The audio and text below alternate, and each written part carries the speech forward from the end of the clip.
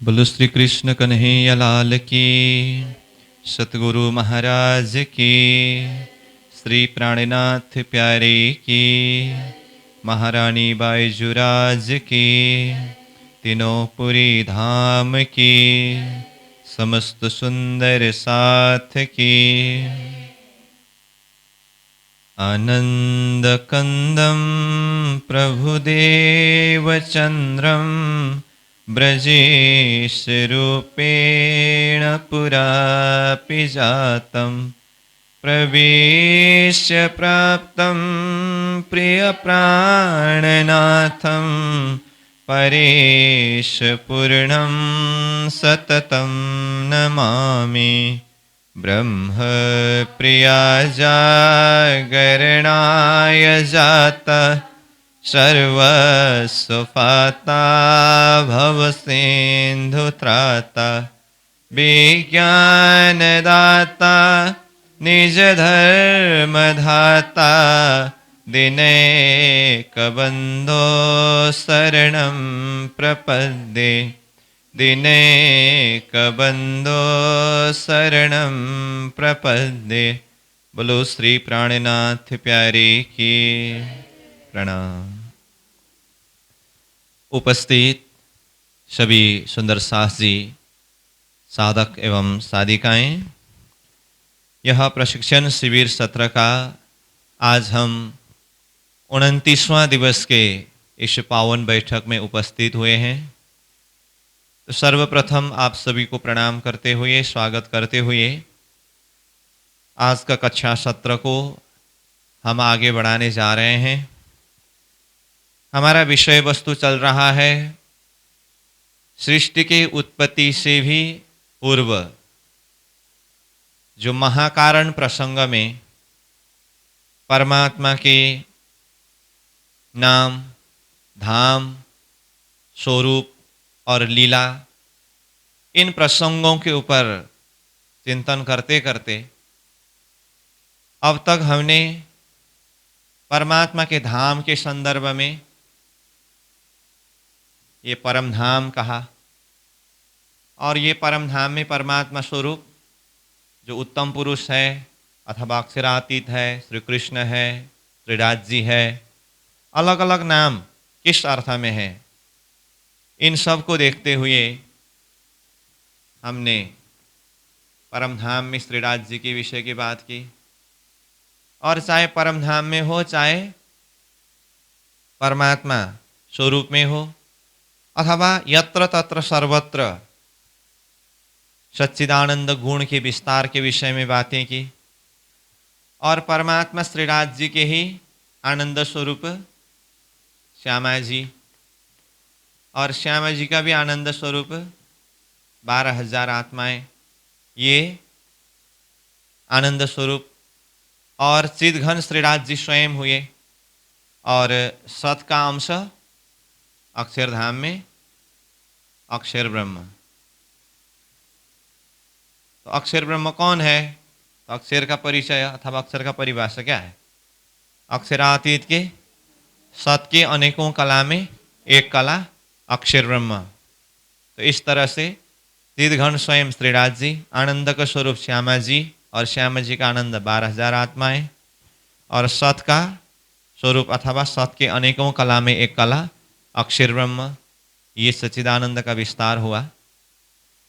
और इसके साथ में 25 पक्ष परम धाम के अंदर श्रीराज जी के हृदय से लेकर के परम धाम के बालू के कण तक भी ये सच्चिदानंद जो 9 गुण है, ये 9 गुण किस तरह से ओतप्रोत है, इसका नवीनीकरण प्रक्रिया के विषय में भी चर्चा किया। और उसके साथ में फिर हमने परमात्मा का धाम हुआ, नाम में अक्षरातीत श्री कृष्ण अथवा श्रीराज जी, स्वरूप में वो किशोर स्वरूप, और उसमें धाम के संदर्भ में 25 पक्ष परम धाम का वर्णन सारांश रूप में हमने चर्चा किया, जिसमें मध्य में रंगमहल का होना और चारों तरफ से 7 परिक्रमा। तो इन सारी बातें होते होते फिर लीला प्रसंग में परमधाम के अंदर अष्ट प्रहर की लीला विषय भी हमने चर्चा किया।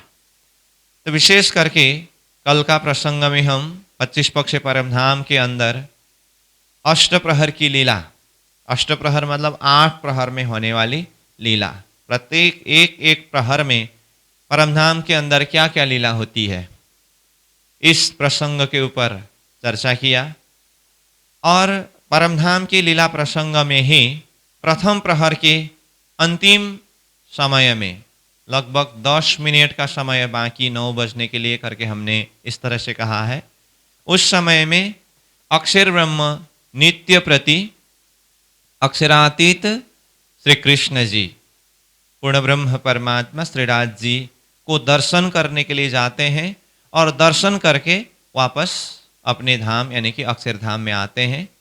और अक्षर का स्वतः लीला जो बाल लीला है वो अपनी स्वतः प्रकृति के द्वारा अनंत ब्रह्मांड बनाना मिटाना, ये उनकी लीला है। तो परमधाम के अष्टप्रहर की लीला के प्रसंग में ही अक्षर ब्रह्म नित्य प्रति अक्षरातीत को दर्शन करने की जो प्रसंग है इसके ऊपर भी चर्चा किया। और इसी में से हमने ये भी चर्चा किया है कि चिदघन श्रीराज जी महाराज सत्स्वरूप अक्षर के विषय में भी जानते हैं और आनंद स्वरूप श्यामा जी सहित आत्माओं के विषय में भी जानते हैं, परंतु सत का स्वरूप अक्षर ब्रह्म सिर्फ श्रीराज जी को ही जानते हैं और आनंद का स्वरूप 12,000 सखियां अथवा श्यामा जी श्रीराज जी को ही जानते हैं। आनंद स्वरूप श्यामा जी सहित 12,000 आत्मा सत्स्वरूप अक्षर के विषय में कुछ नहीं जानते और सत स्वरूप अक्षर ब्रह्म आनंद स्वरूप श्यामा जी सहित 12,000 आत्माओं के विषय में कुछ नहीं जानते। ये प्रसंग भी हमने चर्चा किया है। अब इन्हीं प्रसंगों से आगे बढ़ते हुए आज का प्रसंग में लगभग अब महाकारण लीला से अब सृष्टि उत्पत्ति के जो कारण है, कारण प्रसंग की तरफ अब धीरे धीरे से प्रस्थान करने का प्रसंग सामने में उपस्थित होता आ रहा है। अब हम कुछ विषय वस्तु प्रसंग में महाकारण लीला के ही कुछ महत्वपूर्ण विषय के ऊपर चर्चा करेंगे, उसके पश्चात फिर धीरे धीरे कारण प्रसंग के अंदर प्रवेश करेंगे। तो अब तक हमने परमात्मा के धाम परम धाम 25 पक्ष परम धाम का सारांश वर्णन किया। नाम के विषय में भी हमें पता चला अक्षरातीत श्री कृष्ण श्रीराज जी, स्वरूप में किशोर स्वरूप कहा और लीला में अष्टप्रहर लीला की चिंतन की। इसी तरह से अक्षर ब्रह्म के संदर्भ में भी धाम में अक्षरधाम, नाम में अक्षर ब्रह्म, स्वरूप में बाल स्वरूप और लीला में बाल लीला। तो स्वरूप में बाल स्वरूप शब्द जो प्रयोग किया तो इसमें हमने पहले ही चर्चा किया है अक्षर ब्रह्म बाल स्वरूप है, परंतु किसके आधार पर? बाल लीला करते हैं, इसीलिए लीला के आधार पर अक्षर ब्रह्म बाल स्वरूप है। अब हमें आगे चिंतन करना होगा कि अक्षर ब्रह्म के जो स्वतः अपनी प्रकृति की जो लीला, उनकी बाल लीला के संदर्भ में जो बात हो रही है ना, वो बाल लीला क्या है? अनंत ब्रह्मांड बनाना मिटाना करके हम प्रसंग में जोड़ रहे हैं। तो इसी विषय को थोड़ा कुछ चर्चा करके फिर परमधाम के अंदर की जो महाकारण लीला प्रसंग है उसके भी कुछ महत्वपूर्ण विषय वस्तु के ऊपर चर्चा करके, जैसे मैंने कहा, अब धीरे धीरे प्रसंग कारण प्रसंग की तरफ आगे प्रस्थान करने वाले हैं। तो आइए, जो अक्षर ब्रह्म अक्षरधाम में रह करके उनकी स्वतः प्रकृति में रमन करते रहते हैं अथवा वो अपनी कल्पना के द्वारा ही अनंत ब्रह्मांड बनाते मिटाते हैं, ये उनकी बाल लीला है। और परमधाम में अक्षरातीत कैसे लीला करते हैं? कहा किशोर लीला करते हैं। अक्षर और अक्षरातीत में बाल लीला और किशोर लीला करके ये जो लीला की भेद है, इसी के कारण ही स्वरूप में बाल स्वरूप और किशोर स्वरूप कहा गया है। ये मैं बार बार बोल रहा हूं। इसका अर्थ देखने में स्वरूप एक जैसा है, पहले भी हमने ये चौपाई को प्रस्तुत किया है। स्वरूप एक है, लीला दोए। स्वरूप के हिसाब से एक ही स्वरूप है, परंतु लीला के हिसाब से दो प्रकार की लीला है। अब वैसे परमधाम अनंत से है, इसीलिए मैं यहां पर कोई निश्चित समय, निश्चित संख्या यहां प्रस्तुत करूं तो फिर वो ये गलत अर्थ भी लग सकता है। फिर भी थोड़ा सा समझने के लिए, अक्षर और अक्षरातीत में स्वरूप एक है, परंतु लीला के हिसाब से अंतर होने से किशोर स्वरूप और बाल स्वरूप कहा है। इस बात को और समझने के लिए मैं जोड़ दे करके ये बात बता रहा हूं कि वैसे परमात्मा स्वरूप किशोर स्वरूप है, वो अनंत से है, कभी भी वो परिवर्तन नहीं होते हैं, जिसके विषय में हमने पहले ही चर्चा करके आए हैं। वो सत स्वरूप है। सत का अर्थ कभी परिवर्तन नहीं होता है। फिर भी किशोर स्वरूप कहने से हमारे यहां के दिल दिमाग के हिसाब से समझने के लिए, मानो, मैं समझने के लिए बोल रहा हूं, हाँ, मानो अक्षरातीत की अवस्था 16 वर्ष के जैसे अवस्था, मैं सिर्फ ये समझने के लिए ही मानव शब्द प्रयोग करके बोल रहा हूं। हाँ, इसका अर्थ फिर ये नहीं कि अच्छा अक्षरातीत 16 साल के हैं, ऐसा नहीं। वो अनंत से है, उसका कोई संख्या में, हिसाब में इसका कोई परिकल्पना कर ही नहीं सकते। फिर भी हमारे दिल दिमाग के हिसाब से मानो किशोर स्वरूप कहने से अक्षरातीत परब्रह्म परमात्मा 16 वर्ष के जैसे माने तो अक्षर ब्रह्म बाल स्वरूप करके कहा है। अक्षर ब्रह्म को स्वरूप में देखने से कितने वर्ष के जैसे लगते होंगे, ये विचार करने की बात है। अक्षरातीत को किशोर स्वरूप कहा है, अक्षर को बाल स्वरूप कहा है। तो मैंने कहा मानो अक्षरातीत को किशोर कहने से 16 वर्ष के जैसे हम परिकल्पना करें अथवा एक स्टैंडर्ड, एक आधार माने किशोर स्वरूप को। तो अक्षर ब्रह्म को बाल स्वरूप कहा है, तो अक्षर ब्रह्म को भी ऐसे एक उम्र के हिसाब से कल्पना करें तो कितने साल के हो सकते हैं? कितने साल के हम अंदाजा करें? कितना? 5 साल, 7 साल, 9 साल, कितने साल? तो इस तरह से इस विषय में कोई अक्षर ब्रह्म को 5 साल जैसे ऐसा भी वर्णन करते हैं, कोई 7 साल जैसे ऐसा भी वर्णन करते हैं, कोई 9 साल जैसे ऐसे भी वर्णन करते हैं। परंतु वास्तविकता यह है, अक्षरातीत परब्रह्म परमात्मा किशोर स्वरूप को हम 16 साल के जैसे अवस्था करके अगर माने तो अक्षर ब्रह्म भी स्वरूप के हिसाब से 16 साल के जैसे अवस्था में ही है। ये मैं किसके विषय में बात कर रहा हूं? ये है अक्षरातीत और ये अक्षर। ठीक, अक्षर के लिए कितने साल के जैसे अवस्था माना? 16 साल के जैसे है, वो किशोर है। तो अक्षर के लिए कितना कहा? 16 ही कहा। अब फिर ये तो गड़बड़ वाली बात है, जैसा लगेगा कितने को। और कितने जाने इसमें 5 साल, 7 साल, 9 साल ऐसे, मतलब जो भी हो अक्षरातीत की उम्र के एक कल्पना से कम ही बताते हैं।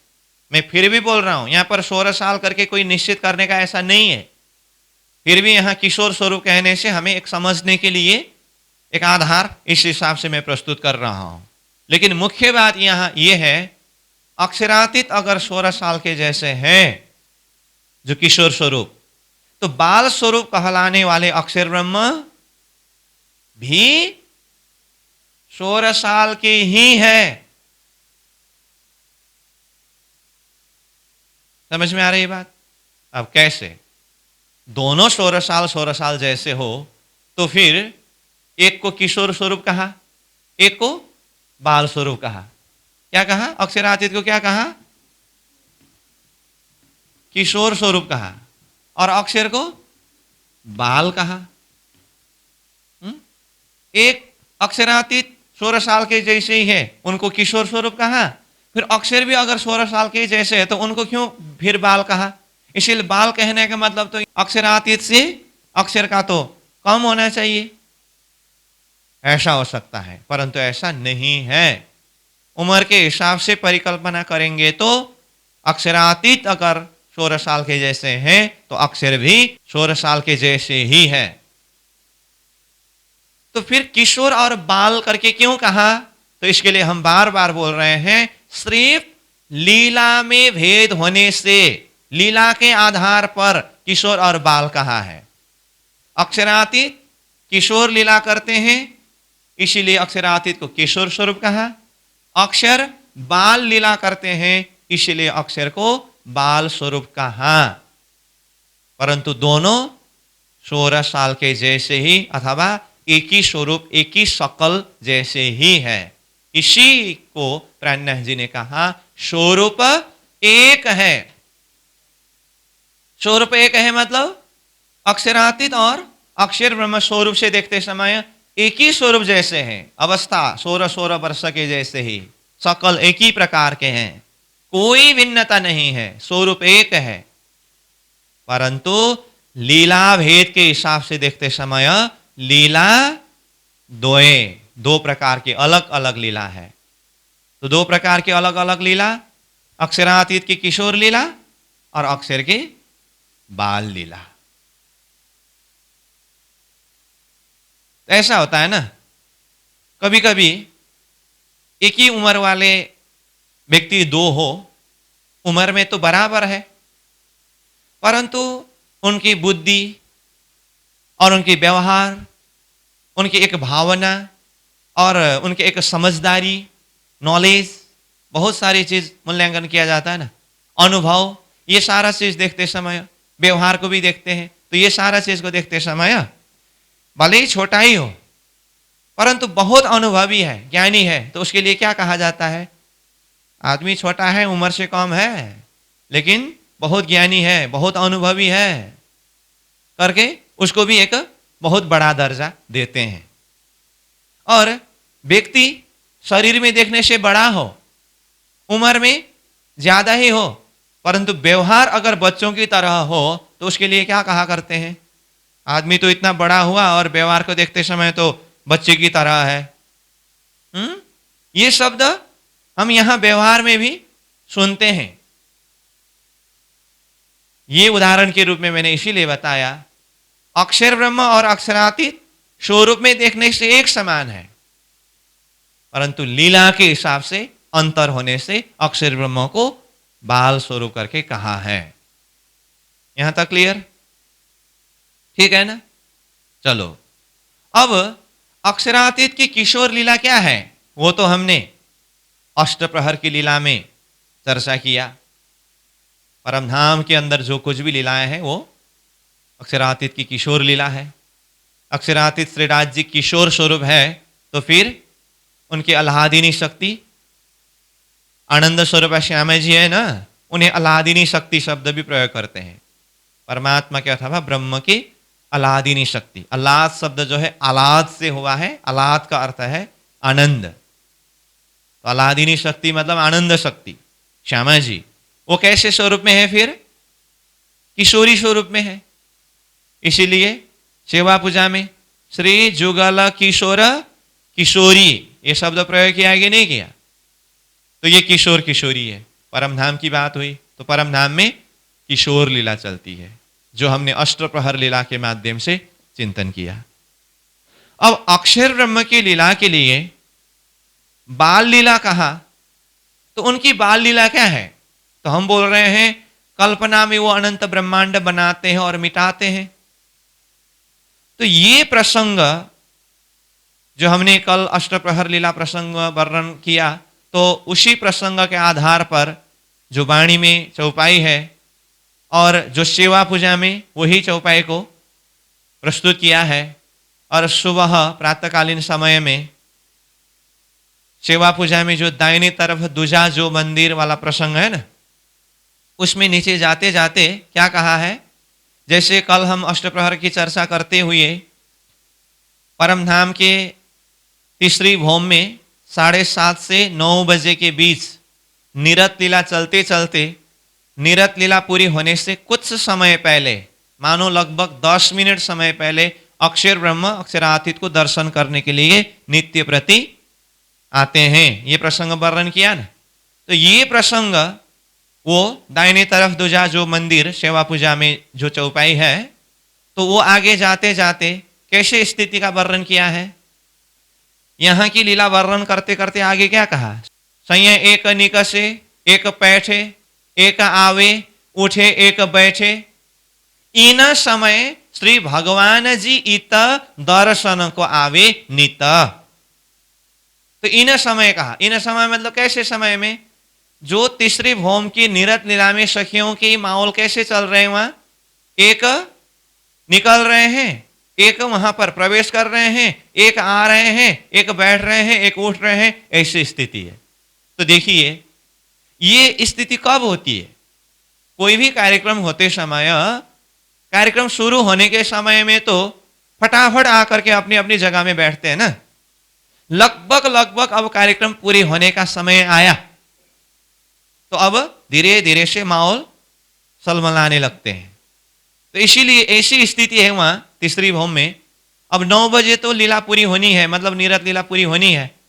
तो लगभग अब माहौल ऐसा है कि क्या कहा, सैया एक निकसे एक बैठे, एक वहां से निकल रहे हैं, एक प्रवेश कर रहे हैं, एक आवे उठे, एक बैठे, एक उठ रहे हैं, एक बैठ रहे हैं।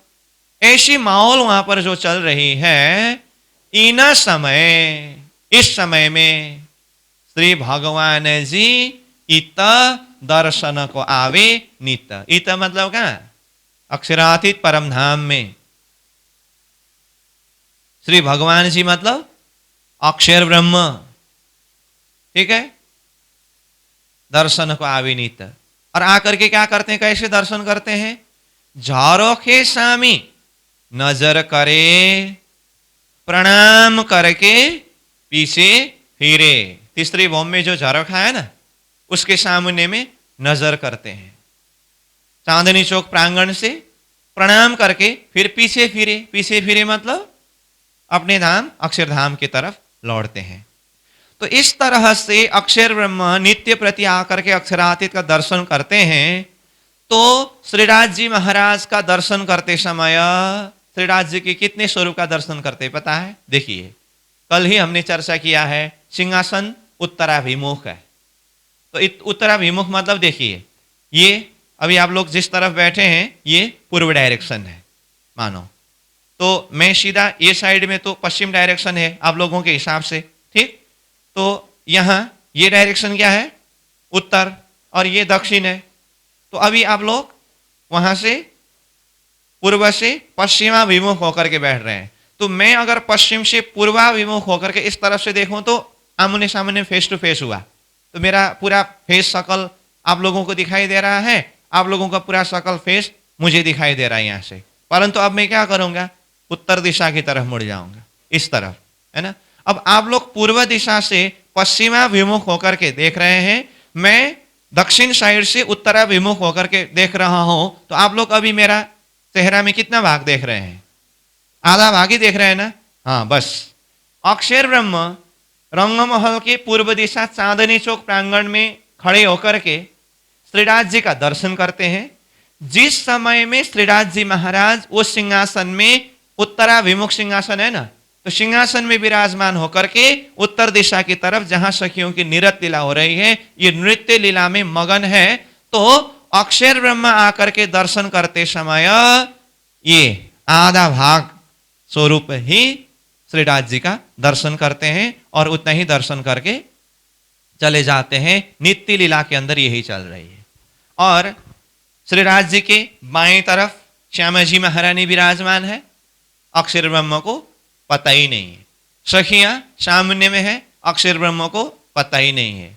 और सखियों को, श्यामा जी को भी अक्षर के विषय में कुछ शुद्धि ही नहीं है। ये बात हमने कल ही कहा है, फिर भी मैंने आज इसको थोड़ा सा दोहरा दिया। मतलब अक्षर ब्रह्म आकर के दर्शन तो नित्य करते हैं, परंतु राज जी का कितने स्वरूप का दर्शन करते हैं इसको मैंने और खुलासा कर दिया। इसका कारण है और इस विषय में आगे हम चर्चा करेंगे। इसी तरह से दर्शन करते करते अब ये खेल बनने का प्रसंग में कहां पर गड़बड़ हुआ है उसको जानना है।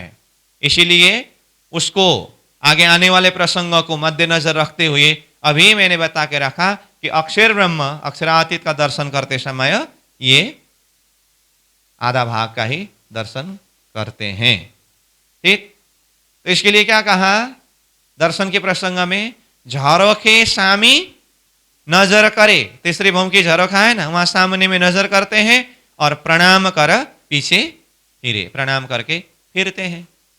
ठीक है, अब ये अभी प्रणाम करके फिरने वाले लौटने वाले कौन है, क्या करते हैं, तो उसके लिए क्या कहा आगे, श्री भगवान जी खेलत बाल चरित्र, आप अपनी इच्छा सो प्रकृत, कोटि ब्रह्मांड नजर में आवे, छेन में देख के पल में उड़ावे। देखिए प्रणस जी ने चौपाई में इस तरह से अक्षर ब्रह्म की लीला के विषय में वर्णन किया है। भगवान जी मतलब यहां किसके लिए बोल रहे हैं, अक्षर ब्रह्म के लिए बोल रहे हैं। तो क्या कहा चौपाई में, श्री भगवान जी खेलता बाल चरित्र। देखिए इधर श्री भगवान जी अक्षर ब्रह्म, हमने अक्षर ब्रह्म लिखा है और अक्षर का स्वरूप कैसा बताया है, बाल स्वरूप बताया है। बाल स्वरूप किसके आधार पर, लीला के आधार पर। इसीलिए क्या कहा, श्री भगवान जी अक्षर ब्रह्म खेलता बाल चरित्र, वो बाल चरित्र वाले हैं, मतलब वो बाल लीला करते हैं। तो क्या करते हैं वो बाल लीला, आप अपनी इच्छा सो प्रकृत, आप अक्षर ब्रह्म स्वयं अपनी इच्छा से, अपनी ही इच्छा के द्वारा अपनी ही प्रकृति में खेलते हैं। तो अपने ही प्रकृति में खेलते समय, अपने ही इच्छा में खेलते समय वो क्या करते हैं, कोटि ब्रह्मांड नजर में आवे, छेन में देख के पल में उड़ाए। ये अक्षर ब्रह्म की बाल लीला है। क्या कहा, शब्द क्या आया, कोटि ब्रह्मांड शब्द आया, कोटि ब्रह्मांड। अब देखिए वैसे हमने प्रसंग चिंतन ये सृष्टि के उत्पत्ति से पूर्व करके हमारी मन मस्तिष्क दिल दिमाग को वहीं पहुंचा करके ये प्रसंग वर्णन कर रहे हैं। फिर भी यहां कोटि ब्रह्मांड शब्द आया तो इसमें विशेष करके देखिए ब्रह्मांड, ब्रह्मांड मतलब हम जानते हैं वर्तमान जिस जगत में हम बैठे हैं ये संसार, तो यही क्या है, ब्रह्मांड है। ये संसार का बहुत सारे नाम है। जिस जगत में हम बैठे हैं ना, ये संसार में अभी अभी वर्तमान, क्लास के प्रसंग से नहीं, क्लास के प्रसंग में तो अभी सृष्टि ही नहीं बनी है, परंतु अभी हम जहां पर बैठे हैं उस हिसाब से मैं बोल रहा हूं हकीकत में। ठीक है, ये क्या है, ये संसार है, ये ब्रह्मांड है।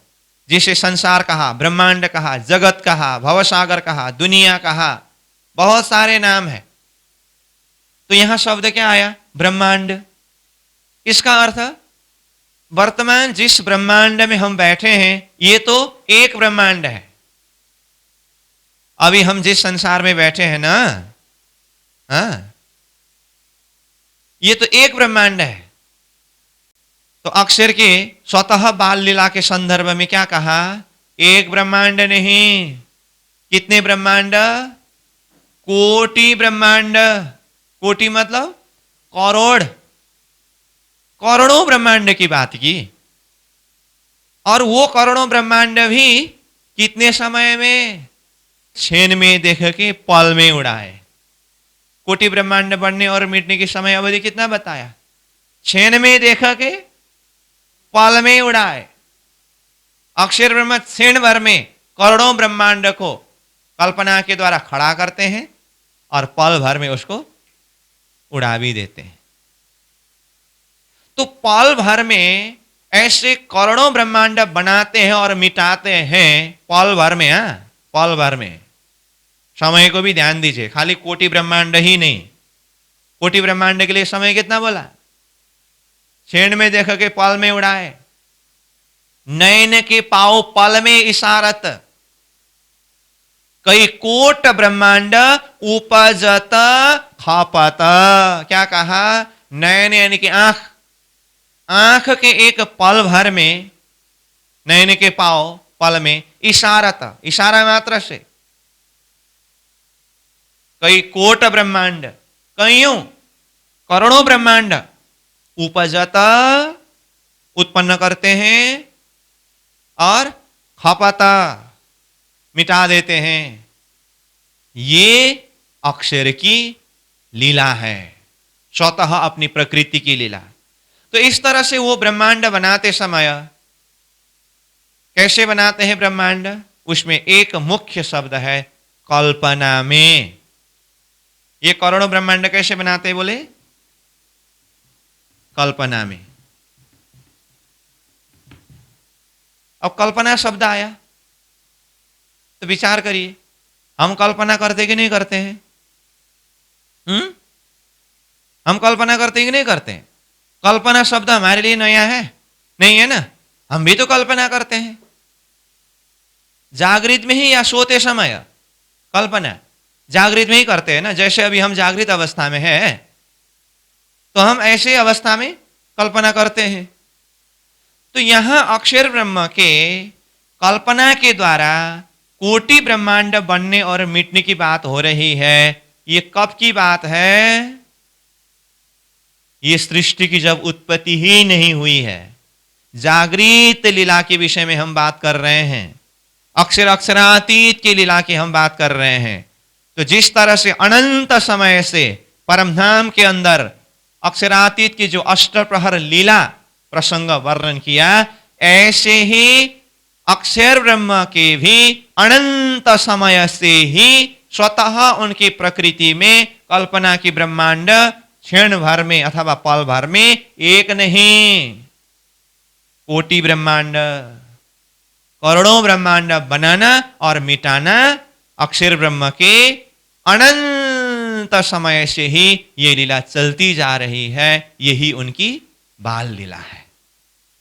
तो विचार करिए, नयन के पाव पल में इशारत कई कोट ब्रह्मांड उपजत खपत करके प्राणनाथ जी ने कहा, मतलब आंख के एक पलक खोलने और बंद करने का समय। नयन के पाव पल में इशारत मतलब पाव पल मतलब आंख का पलक खोलने का और बंद करने का समय को भी और गहराई से देखेंगे तो वहां पर पाव शब्द आने का अर्थ ये होता है, खास करके आंख के एक पलक बंद करने और खोलने का समय को भी चार भाग करके उसमें से एक भाव को एक पाव शब्द कहते हैं। फिर भी चलो सहज हिसाब से देखने के लिए आंख के एक पलक बंद करने का और खोलने का समय, इतना हम माने। तो इतने समय में कितने ब्रह्मांड बनाते मिटाते हैं? कई कोट ब्रह्मांड उपजत खपत। अब इसमें भी देखिए, यहां पर कोटि ब्रह्मांड ही नहीं, शब्द क्या आया? कई शब्द आगे जुड़ गया है। इसका अर्थ क्या होता है? 1 करोड़ ही नहीं, कोटि भी कितने कोटि? कोटि मतलब करोड़, करोड़ में भी कितने करोड़? कई करोड़। कई करोड़ मतलब कई करोड़ कई करोड़, उसका कोई हिसाब है? कितने समय में कई कोट, कितने समय में कई कोट ब्रह्मांड? नयन के पाव पल में इशारत इतने समय में। तो अब विचार करिए, इतने समय में यानी कि पल भर समय में कई कोट ब्रह्मांड बनाते और मिटाते हैं, तो उनकी प्रकृति में जिस तरह से परम धाम में अष्टप्रहर की लीला, 8 प्रहर यानी कि 24 घंटे की लीला वर्णन किया, उसी हिसाब से ये 24 घंटे के समय अक्षर ब्रह्म में ला करके देखें तो जो पल भर में कईयों करोड़ों ब्रह्मांड बनाते मिटाते हैं, तो वो पूरा दिन भर में कितने ब्रह्मांड बनाते मिटाते, इसका कोई परिकल्पना है? कोई हिसाब है? विचार करिए। अब अक्षर ब्रह्म के लीला प्रसंग में अष्टप्रहर लीला का डिटेल वर्णन नहीं है। जिस तरह से परमधाम में अष्टप्रहर की लीला है, उसमें पल भर में अनंत ब्रह्मांड बनाने मिटाने की लीला वर्णन किया है। बस अक्षर के अष्टप्रहर समय के अंदर की निश्चित लीला वही है। 9 बजने के लिए कुछ समय जब बाकी रहता है, उस समय में अक्षरातीत श्रीराज जी को दर्शन करने के लिए जाने की नित्य लीला एकदम निश्चित समय में है, वो एकदम निश्चित समय में है। बाकी लीला उनके अपने ही स्वतः प्रकृति के द्वारा अक्षरधाम यानी कि अपने महल में बैठे बैठे कल्पना में ब्रह्मांड बनाने और मिटाने में ही वो मगन है। तो हम प्राणनाथ जी के चौपाई के हिसाब से ही बात कर रहे हैं। श्री भगवान जी खेलता बाल चरित्र, आप अपनी इच्छासों खेलत, नयन के पाओ पल में इशारत, कई कोट ब्रह्मांड उपजत खपत। अब वो करोड़ों ब्रह्मांड कल्पना में उत्पन्न होता है और मिटता है, तो ये तो कहा उसमें से प्रत्येक ब्रह्मांड कैसे होते हैं, उसके लिए और आगे स्वयं प्राणनाथ जी कहते हैं वो ब्रह्मांड आगे क्या कहा, इत खेल पैदा इन रवेश त्रैलोकी ब्रह्मा विष्णु महेश। शब्द क्या प्रयोग किया, इत अक्षरधाम में बैठे बैठे अक्षर ब्रह्म इस तरह से स्वतः अपनी प्रकृति के द्वारा पल भर में अनंत ब्रह्मांड बनाते मिटाते हैं। तो वो ब्रह्मांड के अंदर क्या क्या होते हैं, त्रैलोकी, त्रैलोकी मतलब त्रिलोक। तो त्रिलोक वर्तमान जिस ब्रह्मांड में हम बैठे हैं इसमें त्रिलोक है कि नहीं, त्रिलोक कहने से 7 पाताल, मृत्युलोक और 6 स्वर्ग, समग्र में 14 लोक ब्रह्मांड को त्रिलोक भी कहते हैं। तो त्रिलोक मतलब 14 लोक ब्रह्मांड, त्रैलोकी।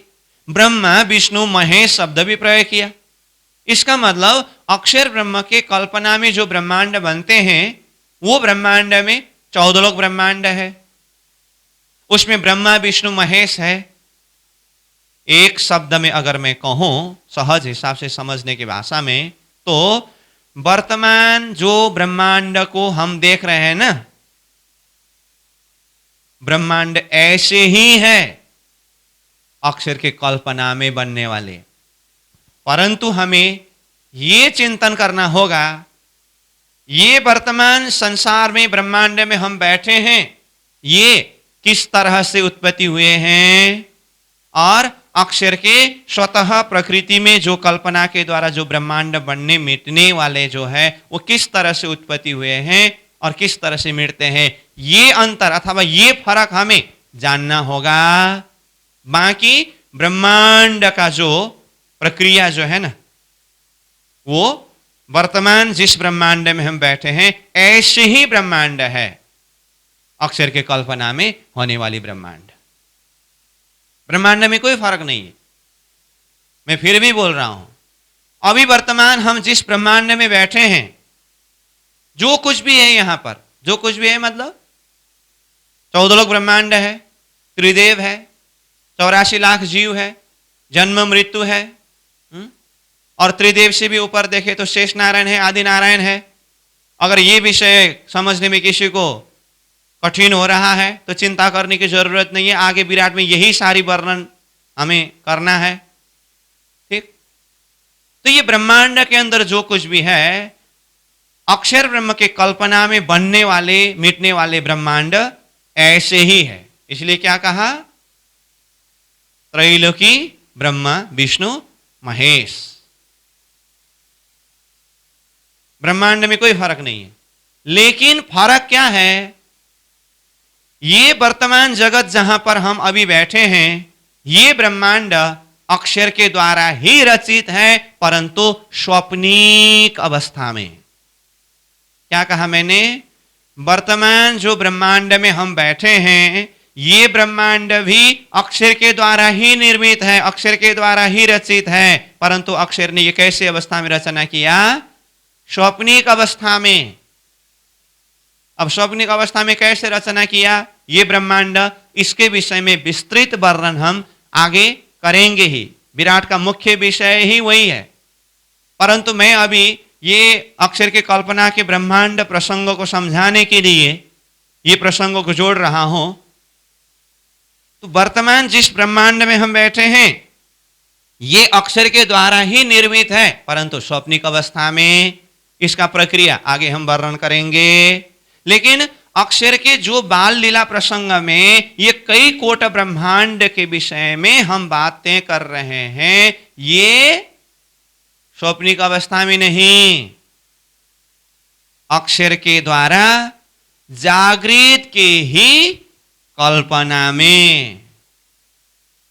क्या कहा मैंने? वो अनंत ब्रह्मांड बनते मिटते हैं ना, कैसे अवस्था में? स्वप्निक अवस्था में या जागृत अवस्था में? जागृत अवस्था में ही कल्पना में ब्रह्मांड बनते हैं और मिटते हैं। इसलिए मैंने यहां पर कल्पना शब्द लिख दिया हूं। किसकी कल्पना? अक्षर ब्रह्म की कल्पना। अक्षर ब्रह्म की कल्पना भी किस अवस्था में, उसको भी मैं यहां पर बता देता हूं, जागृत अवस्था में। जागृत अवस्था में ही, जागृत अवस्था को मैं यहां पर जागृत की कल्पना करके लिख देता हूं। मैंने शब्द में जो बोला हूं वो आप समझ जाएंगे। तो अक्षर ब्रह्म अनंत ब्रह्मांड बनाते मिटाते, वो किस अवस्था में? जागृत के ही कल्पना के द्वारा ब्रह्मांड बनाते हैं और मिटाते हैं। और वो कल्पना के ब्रह्मांड भी कैसे होते हैं होने में? वर्तमान जिस ब्रह्मांड में हम बैठे हैं ऐसे ही होते हैं। लेकिन फर्क क्या है? कहा वर्तमान जिस ब्रह्मांड में हम बैठे हैं ये स्वप्निक अवस्था में रचा गया है। कैसे? वो आगे वर्णन करेंगे। और ये अनंत ब्रह्मांड की जो बात हो रही है वो जागृत में ही कल्पना के द्वारा अक्षर ने रचना किया अथवा बनाया और मिटाया। ये लीला उनकी स्वतः प्रकृति में चलती है। कब से? अनंत से। ठीक है, तो इसका अर्थ अब अक्षर ब्रह्म की लीला के विषय में हमें थोड़ा कुछ समझना हो तो अब सार रूप में बताइए, अक्षर ब्रह्म क्या लीला करते हैं? बाल लीला करते हैं, इसीलिए उन्हें बाल स्वरूप कहा है। बाल लीला में वो क्या करते हैं? जागृत के ही कल्पना में अनंत ब्रह्मांड बनाते हैं और मिटाते हैं। अनंत ब्रह्मांड बनाते मिटाते तो कितने समय में? नयन के पाओ पल में इशारत, इतने समय में। ये तो हुआ प्रेरणा की चौपाई के हिसाब से। अब ये अक्षर के द्वारा एक पल भर समय में अथवा आंख का पलक खोलने और बंद करने के समय में अनंत ब्रह्मांड बनने और मिटने की जो बात है, शास्त्र में कोई प्रमाण है? शास्त्र में है, इसीलिए तो प्रेरणा जी ने कहा। क्या है? उन्मेष निमेषभ्यम ब्रह्मांडो प्रलयदय। उन्मेष निमेषभ्यम मतलब ये आंख का पलक खोलने और बंद करने का समय, इसको कहते हैं उन्मेष निमेष। इतने समय के अंदर अक्षर ब्रह्म क्या करते हैं? ब्रह्मांडो प्रलयदय, उत्पत्ति करके भी ब्रह्मांड को प्रलय कर देते हैं। इस तरह से इस बात को शास्त्र ने भी प्रमाणित किया।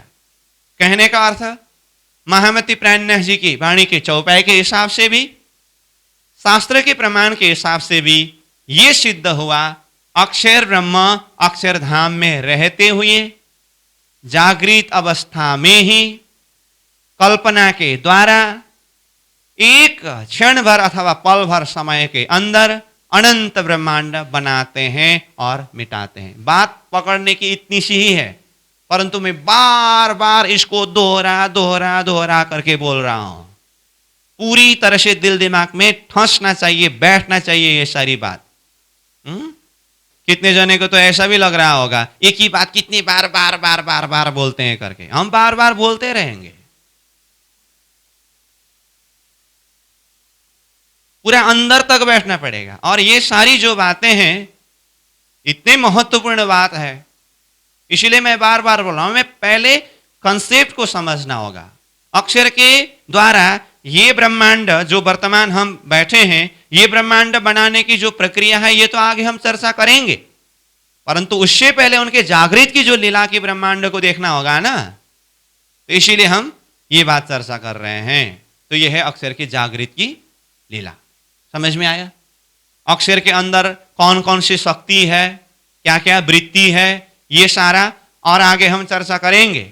परंतु अभी के लिए कम से कम इतना तो समझ के रखिए, अक्षर ब्रह्म बाल लीला करते हैं, वह स्वतः प्रकृति में अनंत ब्रह्मांड जागृत की कल्पना के द्वारा ही बनाते हैं और मिटाते हैं। और ये वर्तमान ब्रह्मांड कैसे अवस्था में बना है बोला?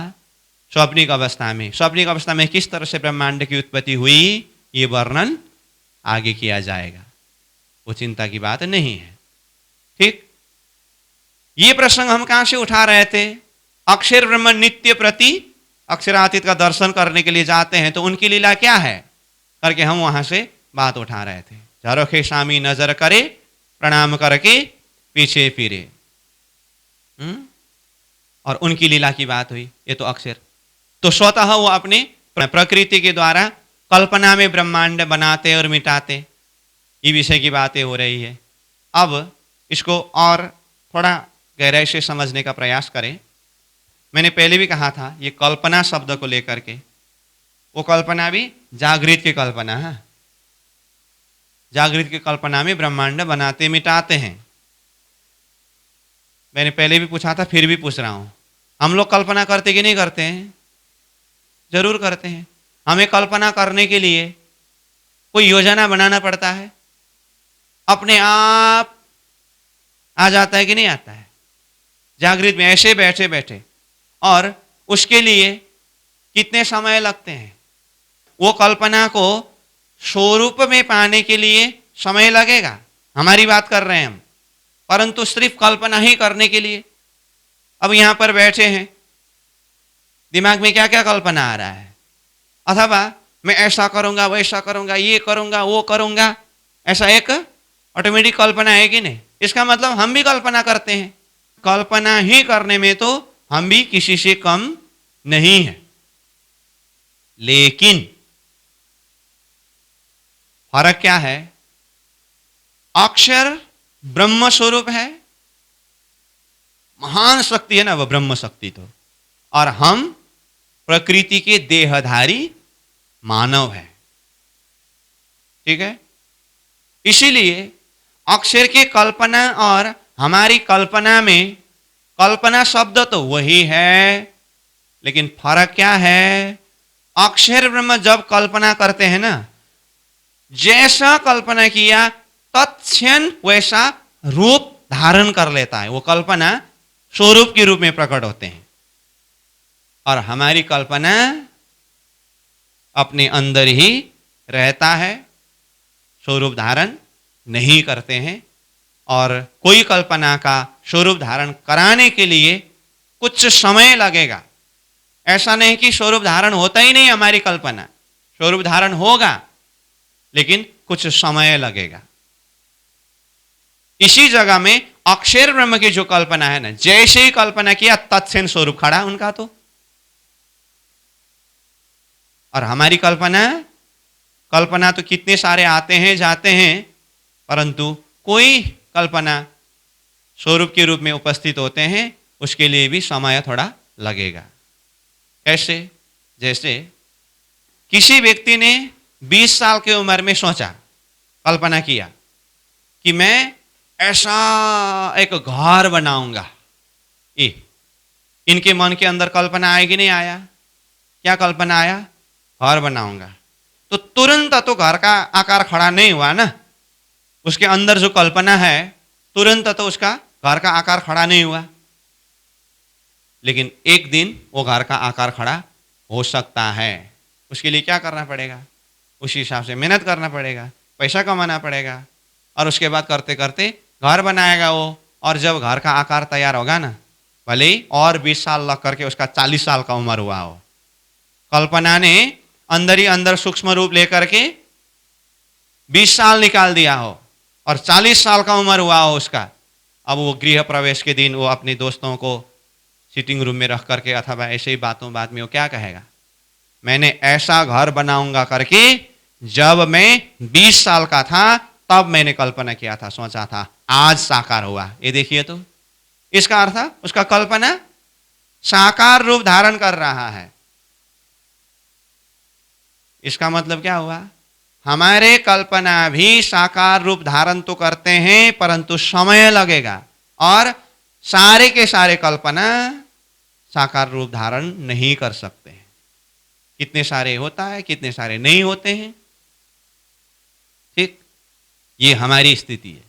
परंतु अक्षर ब्रह्म का वो तो महान ब्राह्मिक शक्ति है ना, जैसे उन्होंने कल्पना किया तत्क्षण स्वरूप खड़ा होता है, और जैसे उन्होंने उसको समेटने की कल्पना की तो तत्क्षण वो लय भी हो जाता है।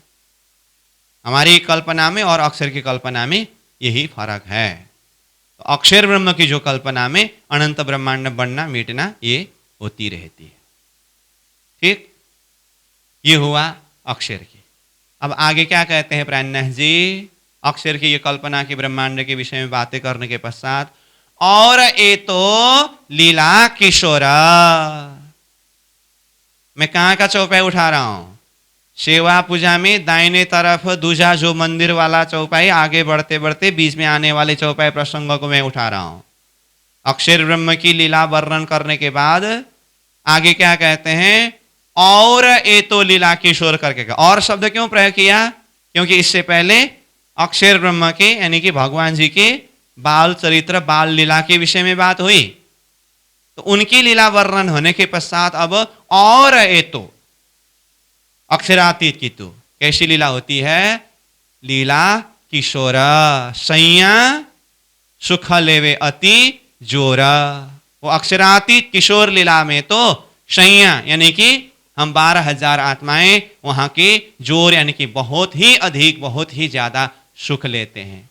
ये लीला सुख केता कहूं, ये लीला, ये परमधाम की जो अष्टप्रहर की लीला है ना, अक्षरातीत की लीला, ये लीला सुख केता कहूं, कहां तक वर्णन करूं मैं परमधाम की लीला? ये लीला सुख केता कहूं, या को पार परमाण न लहूं। ये अक्षरातीत परमधाम के अंदर की जो लीला है, श्रीराज जी, श्यामा जी और हम आत्माओं के बीच में जो भी लीला होती है, इसके लिए क्या कहा? या को पार परमाण न लहूं। इसका कोई पारवार ही नहीं है, अपरंपार है। इतनी आनंददायी लीला है, इतनी प्रेम भरी लीला है। और वो अक्षरातीत की लीला में रमन करने वाले आत्माएं कौन है? इत खेलत जुत्थ शयन, शैयों की जुत्थ वहां पर खेलते हैं। इत मतलब कित, वो परमधाम में, अक्षरातीत परमधाम में वहां पर रमन करने वाले, खेलने वाले आत्माएं कौन है? इत खेलत जुत्थ शयन। परमधाम में कितने जुत्थ है सखियों के? 40 जुत्थ। 12,000 सखियों के 40 जुत्थ। वो सखियां खेलते हैं वहां पर। सदा आनंद इनवतन। इनवतन मतलब वो परमधाम में अष्टप्रहर की लीला में सदा आनंद, आनंद ही आनंद है, प्रेम ही प्रेम है। ऐसे आनंद में, ऐसे प्रेम में एक दिन नहीं, 2 दिन नहीं, क्या कहा प्राणनाथ जी ने? सदा आनंद इनवतन। इनवतन, ये परमधाम के अंदर सदा सर्वदा आनंदमय लीला होती रहती है।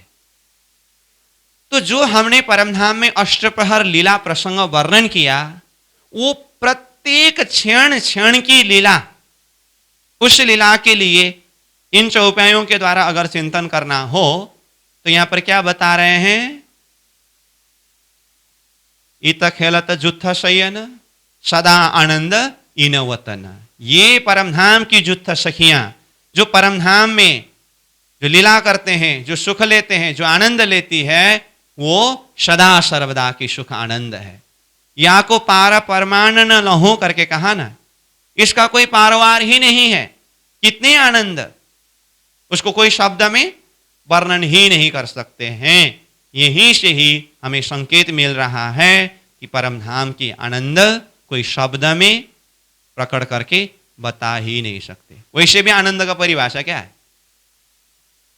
आत्मा के 9 गुण का वर्णन करते हुए जब आनंद गुण के ऊपर हम चर्चा कर रहे थे तो आनंद का व्याख्या क्या किया है उस समय में? आत्मानुभव गम्य व्याख्या न रहित इति आनंद। आत्मा अनुभव कर सकती है परंतु शब्द में व्याख्या नहीं कर सकते, वही आनंद है। कैसे? घृत स्वादवत कहा ना, घी के स्वाद जैसे। यहां हमने आत्मा के गुण के ऊपर चर्चा करते समय ही ये वर्णन किया, तो यही गुण परात्मा का गुण है, यही गुण परमधाम का गुण है, यही गुण परमात्मा के गुण है। तो परमधाम में सब आनंद ही आनंद का विस्तार है। स्वयं श्री राज्य के आनंद स्वरूप श्यामा जी है। श्यामा जी के आनंद स्वरूप 12,000 आत्माएं हैं और 12,000 आत्माओं के आनंद खूब खुशहालियां हैं। तो इस तरह से विस्तार करते करते सारा आनंद ही आनंद का विस्तार है, जो स्वयं आनंद का ही स्वरूप है। इधर देखे उधर देखे जिधर देखे आनंद ही आनंद है। और साथ में प्रेम तो है ही, हर गुण को चिंतन करके देखिए ना। और इतना ही नहीं, अद्वैत है। 12,000 आत्मा तो कहां, इसका मतलब अलग अलग नहीं है ना, अद्वैत। तो ऐसे परमधाम के अंदर जो लीला होती है, तो उस लीला में जो सुख है, जो आनंद है, कैसे होंगे? परमधाम की भूमिका आनंद ही आनंद। वो आनंद में हम ऐसे मगन है, ऐसे मगन है, ऐसे मगन है, बस राज्य में हम मगन है। इसीलिए नित्य प्रति अक्षर ब्रह्म दर्शन करने के लिए आते हैं, जो अभी तारतम्य ने बताया तब हमें मालूम पड़ा ना, परंतु हमको परम नाम में होते समय अभी तक पता ही नहीं। अभी तक मतलब ये परम धाम की महाकारण प्रसंग से क्लास का जो प्रक्रिया आगे बढ़ रहा है ना, उससे चिंतन के हिसाब से देखते समय हमको कुछ पता ही नहीं है। तभी हम अक्षर का आने का ये सारी जो प्रसंग वर्णन कर रहे हैं, ये कैसे तारतम्य ने ये सारी बात खुलासा करके बताया ना, तो तारतम्य के आधार पर हम ये सारी बात बता रहे हैं। तो परम धाम में ऐसे मगन, बस श्री राज्य के प्रेम में, श्री राज्य के आनंद में हम आत्माएं बस डूबे हुए हैं। अष्ट प्रहर की लीला में मदमस्त है। ये महाकारण लीला प्रसंग है। अब ऐसे आनंदमय लीला, महाकारण लीला के अंदर वो अनंत समय से ही, हाँ, इसका कोई समय का हिसाब नहीं है। अब मैं एक विशेष बात बताने जा रहा हूं। वो महाकारण लीला के अंदर बहुत सारी बातें हैं। अब एक विशेष बात क्या है पता? अब तक तो हमने कहा कि सदा आनंद इन वतन, वो परमधाम में सदा सर्वदा आनंद ही आनंद है, और वो आनंद, वो प्रेम का कोई पारवार ही नहीं है। ठीक है? तो क्या हुआ? ऐसे प्रेममय, ऐसे आनंदमय परमधाम के अंदर राजी, श्यामा जी और हम 12,000 आत्माएं बिल्कुल अद्वैत भाव में ही मगन है। एक बात, समय समय पर राजी, श्यामा जी और 12,000 आत्माओं के बीच में संवाद चलती है। प्रेम में मगन है, अद्वैत है, परंतु एक विषय जब उठता है ना, उस विषय के ऊपर राजी, श्यामा जी और 12,000 सखियों के अपने अपने विचार के हिसाब से संवाद चलती है। वो विषय क्या है? वो विषय है श्री राज जी महाराज सखियों को कहते हैं, सखियां, ये परमधाम के अंदर हम सब में से इश्क यानी कि प्रेम सबसे अधिक किस में है? और राज्य का कहना है मेरा इश्क अधिक है। फिर भी सखियां क्या कहती है करके ऐसे राज्य महाराज पूछते हैं, तो सखियां क्या कहते हैं? राज्य महाराज, हमारा इश्क ज्यादा है, हमारा प्रेम ज्यादा है। राज्य कहते हैं नहीं, मेरा इश्क अधिक है, ज्यादा है। तो इस तरह से राज्य महाराज जब सखियों को प्रश्न पूछते हैं, सखियां अपने इश्क यानी कि अपने प्रेम को ज्यादा बताते हैं, तो उस समय में राज्य महाराज नहीं, मेरा ही इश्क अधिक है, ऐसा कहते हैं।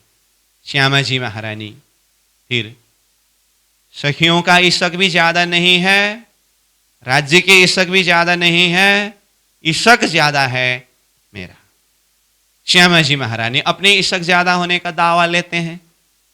तो जब इश्क किसके अंदर ज्यादा है, यानी कि प्रेम किसके अंदर ज्यादा है, ये सवाल जब जब भी उठते हैं ना, अब इसका निर्णय कभी हो ही नहीं पाता है। सदा सर्वदा यही सवाल के विषय में ही बातें होती रहती, ऐसी बात नहीं है। वो अनंत समय से परमधाम की लीला चलने के प्रसंग में बीच बीच में कभी कभी ये विषय वस्तु उठता ही रहता है। और जब कभी भी ये विषय वस्तु उठता है, बाकी सब ठीक है, परमधाम के आनंद में सब अद्वैत भाव से मगन है। जब ये इश्क किसके ज्यादा है, ये प्रश्न उठता है ना, इसका निर्णय कभी हो ही नहीं पाया। राज जी जानते हैं कि परमधाम के अंदर मेरा ही इश्क ज्यादा है, मेरा ही प्रेम ज्यादा है, मैं हूं, इसीलिए ये सब आत्माओं के अस्तित्व है। इसीलिए राज जी महाराज कहते हैं मेरा इश्क ज्यादा, मेरा प्रेम ज्यादा। परंतु इस बात को श्यामा जी कबूल करने के लिए तैयार है ही नहीं। श्यामा जी में अपना ही एक दावा है, इश्क अधिक मेरा है करके। सखियां फिर इस बात को क्यों माने, हमारा इश्क ज्यादा है करके सखियां अपनी तरफ दावा ले बैठे हैं। और सखियों को तो और मिला है प्रमाण पेश करने के लिए, हमारी इश्क ज्यादा होने का यही प्रमाण है कि राज्य महाराज आप अकेले हैं, श्यामा जी महारानी आप अकेले हैं, हम तो 12,000 संख्या में हैं। तो एक का प्रेम ज्यादा होता है या 12,000 का प्रेम ज्यादा होता है। श्यामा जी महारानी का कहना है फिर आप लोग 12,000 में हुआ तो क्या हुआ, आखिर मेरा ही तो अंग है, इसीलिए मेरा अधिक इश्क है। राज जी महाराज उधर से सोचते हैं श्यामा जी तो मेरा ही अंग है। तो ये बहुत गहरी बात है। अब इस विषय में बहुत ज्यादा चर्चा करना ही नहीं बनता है, फिर भी महाकारण लीला प्रसंग में कुछ चर्चा करनी होती है प्रसंगों को अच्छी तरह से समझने के लिए। इसीलिए मैं बोल रहा हूं अनंत समय से परमधाम में अष्टप्रहर की लीला में हम आत्माएं मगन है, परंतु उसके बीच में कभी कभी ये इश्क किसके अधिक है इस विषय का सवाल उठते हैं। तो इस प्रसंग को इश्क रब्द यानी कि प्रेम संवाद शब्द प्रयोग किया है। संवाद तो संवाद है ना ये, परंतु इसके अंदर प्रेम है, इश्क है, इसलिए इश्क रब्द प्रेम संवाद शब्द प्रयोग किया है इसको वाणी में भी। तो प्रेम संवाद के अंदर अथवा इश्क रब्द के अंदर विषय क्या है, इश्क किसके ज्यादा है। राज जी महाराज क्या कहते हैं, मेरा प्रेम ज्यादा है।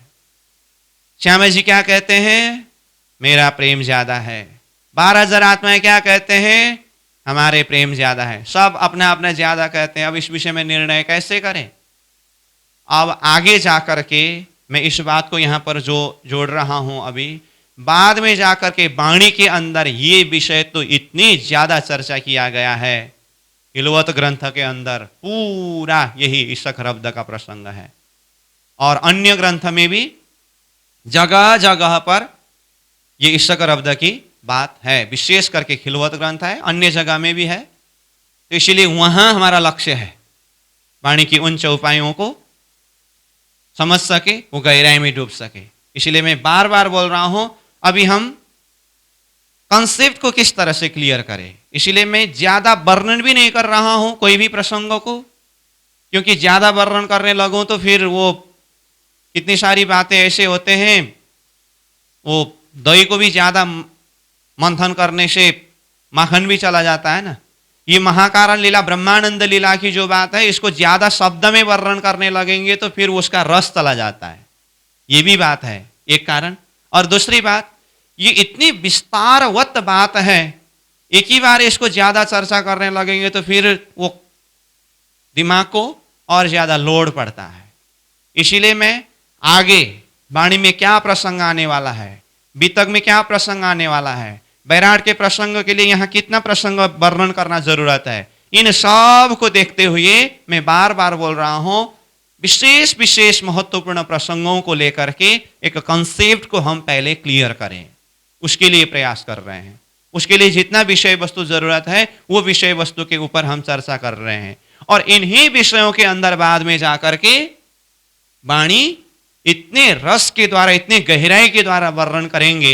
ये एक बार थीम अच्छी तरह से दिल दिमाग में बैठने के बाद, मैंने पहले ही कहा हूं, मिस्त्री है करके जानने के बाद तो जहां से भी चाटे रस ही रस है, मिठास ही मिठास है। ये थीम एक बार समझने के बाद में वाणी की चौपाई जहां से भी अध्ययन करे, चिंतन करे, रस ही रस का अनुभव होता है। तो हम चर्चा कर रहे हैं किस विषय में? परमधाम की महाकारण लीला प्रसंग में आनंद ही आनंद में ओतप्रोत है, अद्वैत भाव में मगन है। परंतु एक बात क्या कहा, जब इश्क यानी कि प्रेम किसके अधिक है ये सवाल उठते हैं, तो इसका निरूपण कभी हो नहीं सका। सबका अपना अपना दावा है इस विषय में। राज जी अपने ही इश्क ज्यादा होने का दावा कर रहे हैं, श्यामा जी अपने ही इश्क ज्यादा होने का दावा कर रहे हैं, सखियां अपने ही इश्क ज्यादा होने का दावा कर रहे हैं, और राज जी महाराज जानते हैं अच्छी तरह से इश्क मेरा ज्यादा है, लेकिन सखियों को समझा ही नहीं सकते। समझा ही नहीं सकते मतलब राज जी समझा नहीं सकते ऐसी बात नहीं है, कई प्रकार से समझाए, परंतु सखियां समझने के लिए तैयारी नहीं है, वो मानने के लिए तैयारी नहीं है, अपने ही इश्क ज्यादा होने का जिद पकड़ करके बैठे हुए हैं। ये स्थिति है। ये कब की बात है? जब सृष्टि की उत्पत्ति ही नहीं हुई थी, परमधाम के अंदर की महाकारण लीला की बात है ये। ठीक है, यहां तक महाकारण लीला है। अब राजी महाराज ने अनंत समय से कई बार इश्क मेरा ज्यादा है करके समझाने का प्रयास राजी महाराज ने किया, और अपनी पातशाही को समझाने का प्रयास किया, परंतु सखियों को सब कुछ ठीक है, लेकिन ये समझ नहीं है कि राज्य के ही इश्क ज्यादा है और राज्य की ही पातशाही है। इस विषय में सखियों को वो समझ नहीं है। तो प्राणनाथ जी कहते हैं, रूहें बेनियाज थी, बीच बक्का 12,000, जाने न आप अरस की साहेबियां अपार। रूहें यानी कि आत्माएं बेनियाज, एकदम अनजान बेसुध अवस्था में थे। कहां? बीच बक्का 12,000, वो अखंड परमधाम के बीच में 12,000 आत्माएं ऐसी प्रेम में ही मदमस्त थे, ज्ञान के हिसाब से बेसुध अवस्था में, कुछ शुद्धि नहीं है।